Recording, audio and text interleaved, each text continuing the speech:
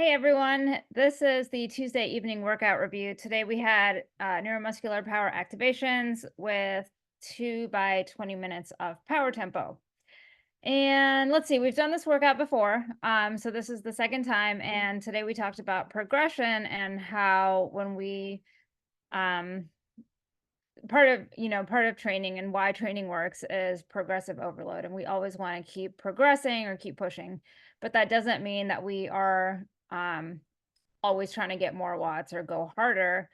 Part of the progression right now in cycle 2 again is going longer, so spending more time in tempo zone, extending the duration that we can hold tempo. That is building our muscular endurance, it's improving our fatigue resistance. And we talk about how at this stage of base training, we're really setting the stage, so, or the foundation, so we can train harder later on. So we will see as we move into the next training cycle, we will be moving up into, some slightly harder, more intensive work as well, designed to be closer to our FTP.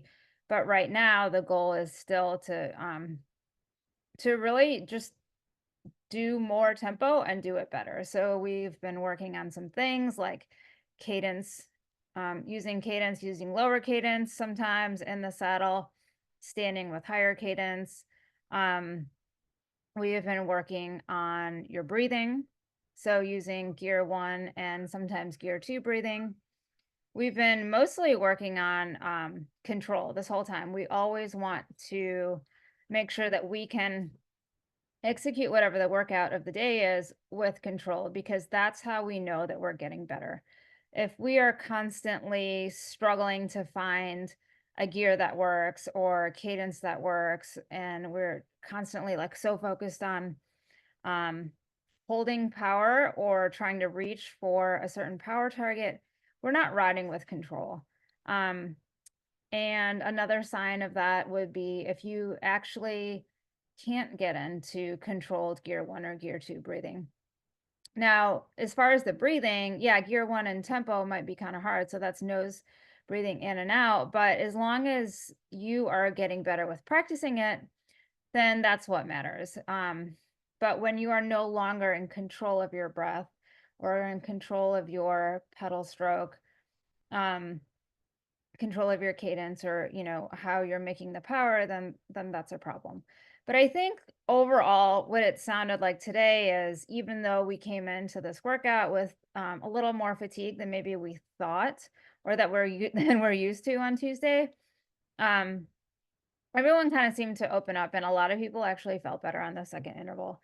So I have Alex up here for review, and I'm just going to click into his workout. um you can see that he did pretty much the workout spot on. We had planned intensity factor of 0.77, and he got 0.78.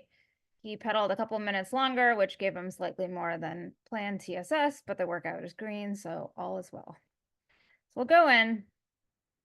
And again, it was a pretty straightforward workout today, and we've done this one before. So you can see here, if I just hide the workout in the background, um, he did a pretty good job of being controlled with the workout. You can see the second one, he maybe struggled a little bit. You can see he was a little high, a little bit low, and maybe not as steady as the first one. But then again, we are in incline mode, and also we can smooth this out. So let me do that and see. And what we're going to see is he's really not that variable. You can see, yeah, there's some little up and down here, but we're talking, not much at all. So I would say he did a pretty good job of executing the workout.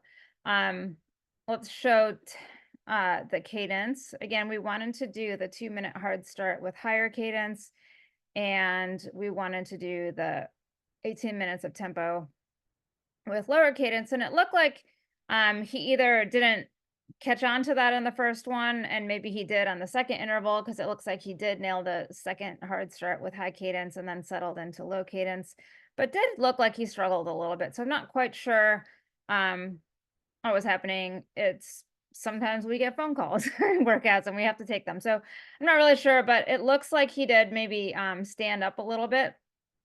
If I look right at these, he's got the power going up a little bit and his cadence dropped. So it could just be that Alex, was for some reason like struggling on that part, but he always came back and he was actually able to finish the workout pretty strong. So I think that's great. I'm going to show you a couple more things. So let's just look at heart rate again. We do see the heart rate come up a little bit more, and I think maybe he was practicing the standing start on this first interval, so that's why the heart rate came up a little bit higher.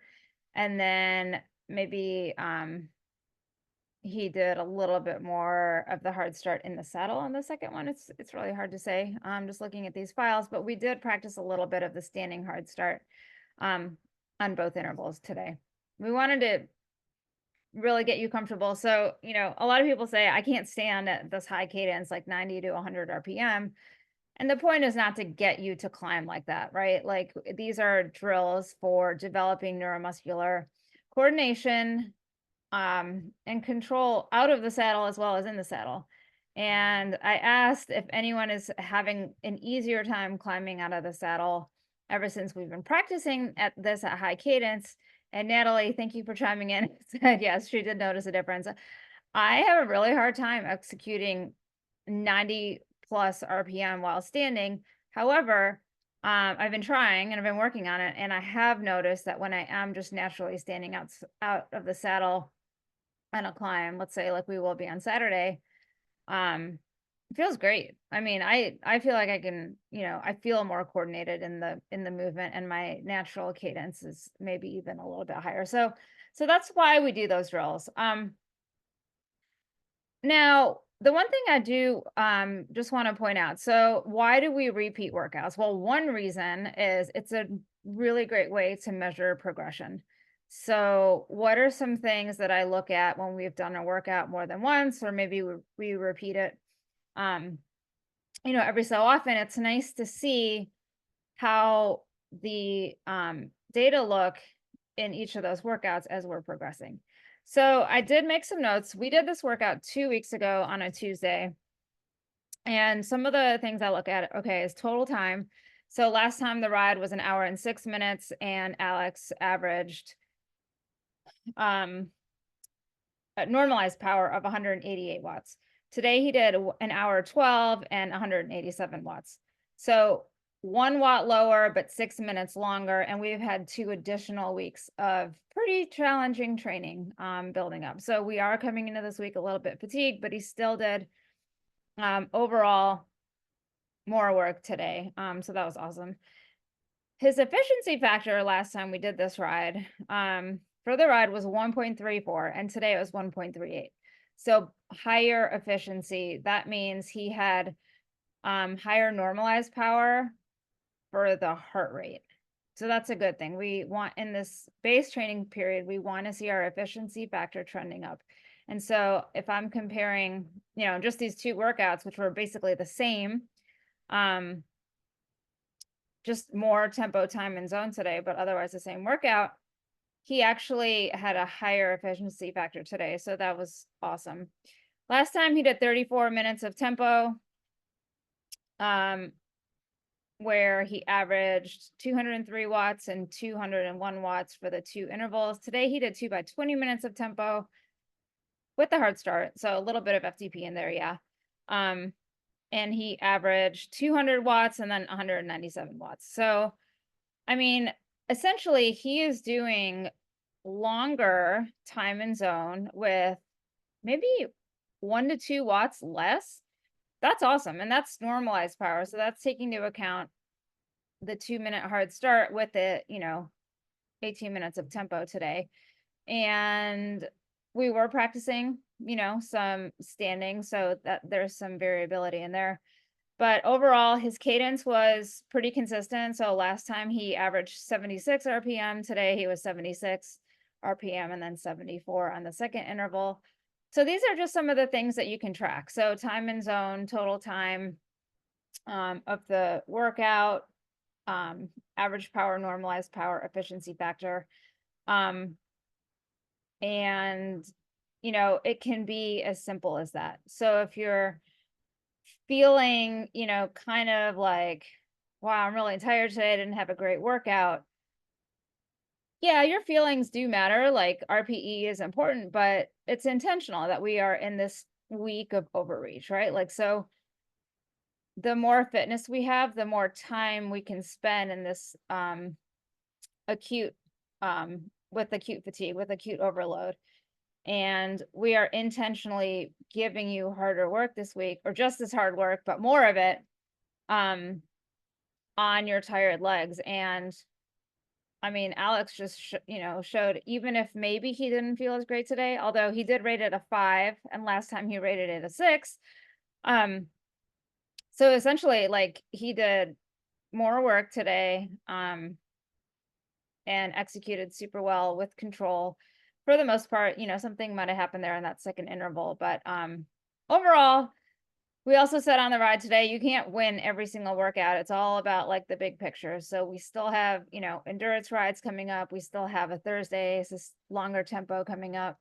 And then we finish off this week with our hard climb, the climbing challenge up the Alp on Saturday, and a long endurance ride on Sunday. So if you're not tired yet, we'll get you there this weekend. But really nice work today, all of you. Again, thanks for showing up and thanks for doing the work. And I'm glad to hear that a lot of you were feeling better as the workout went on. That means your fitness is really coming around. We are in week 8, so that's about right. So just stick with it. And again, like, I encourage you to go back and look at some of your previous workouts to see how you have been progressing, and, see if you can gain any insights on that. And hopefully it gives you a little confidence boost as we head into the rest of the week. All right, we'll see you Thursday.